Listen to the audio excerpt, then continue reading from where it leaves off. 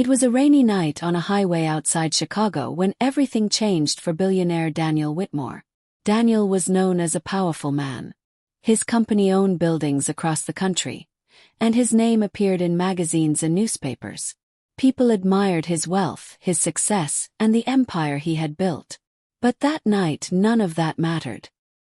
His luxury car lost control at high speed and slammed into a guardrail. Metal crushed, glass shattered, and in seconds, Daniel's perfect life went silent. When the paramedics arrived, his heartbeat was weak, barely there. He was rushed to St. Mary's Hospital, where doctors fought through the night to keep him alive.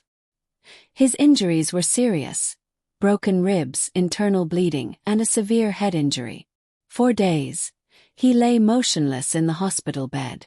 Everyone believed he was unconscious, but Daniel could hear everything. He heard the machines beside him. He heard the nurses talking. And most painfully, he heard his own family. His wife, Clara, sat in the room but spent most of her time on her phone. His son Ryan talked about the company and the stock market. "Investors are nervous," Ryan whispered one afternoon. "If father doesn't recover soon, we need to think about leadership changes." His daughter Olivia visited once but spent the whole time texting friends. To them, Daniel was no longer a father. He was a problem, a responsibility, a situation to manage. The words cut deeper than his injuries. Then one morning something different happened. The door opened quietly, and soft footsteps entered the room. "Hello, Mr. Whitmore," a gentle voice said. "My name is Naomi Parker. I'll be taking care of you." Naomi was a caregiver hired to watch him during the long hours when his family didn't want to stay. She was not rich. She was not famous. She was simply a woman trying to make a living while helping her sick mother back home in Georgia. Naomi sat beside Daniel's bed and gently adjusted his blanket. "I know you probably can't hear me," she said softly, "but I'm going to talk to you anyway." And she did. Every day. She spoke to him like he mattered. She told him about her small hometown, about Sunday dinners with family, about the magnolia tree outside her childhood home. She spoke about her father, who had passed away years earlier. "My daddy always said something," Naomi whispered one afternoon while holding Daniel's hand.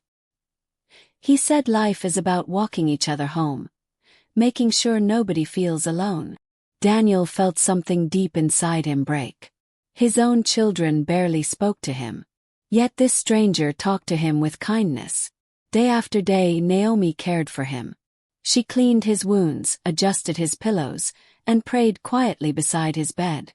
But one morning she came in looking different. Her eyes were red. She sat beside him and held his hand tightly. "I got bad news today," she whispered through tears. "My mama's cancer has spread. The doctors say she may only have a few months." Her voice trembled. "And I'm here, taking care of a stranger while my own mother is far away." Daniel wanted to move. He wanted to comfort her. But he couldn't. Naomi wiped her tears and squeezed his hand. "I just hope your children know how lucky they are," she said softly. "I hope they've told you they love you." That moment, a tear rolled down Daniel's face. Naomi froze. "Oh my God," she whispered. "Mr. Whitmore, you can hear me." With all the strength he had left, Daniel slowly moved his finger. Naomi gasped and called the nurses. Within days, Daniel began recovering. And when he could finally speak, his family rushed to the hospital room. They expected gratitude. They expected praise. Instead, Daniel looked past them. "Everyone out," he whispered weakly. The room went silent, except Naomi. Confused and offended, his family stepped outside. Daniel looked at Naomi with tired eyes. "I heard everything," he said quietly. "Every story, every prayer." Naomi's eyes filled with tears. "You cared for me like a daughter," Daniel continued. "More than my own children." He paused before speaking again. "You should be with your mother." Naomi shook her head. "I need this job. Her treatments are expensive." Daniel smiled gently. Then I'll pay for them. Naomi stared at him in disbelief. I'm covering every medical bill, he said. And you're going home today. Tears streamed down Naomi's face. Why would you do that? She asked. Daniel's voice was soft but certain. Because your father raised you right. And because you reminded me what family is supposed to look like. He squeezed her hand. For 2 weeks. You were the daughter I wish I had raised. Naomi leaned forward and hugged him carefully.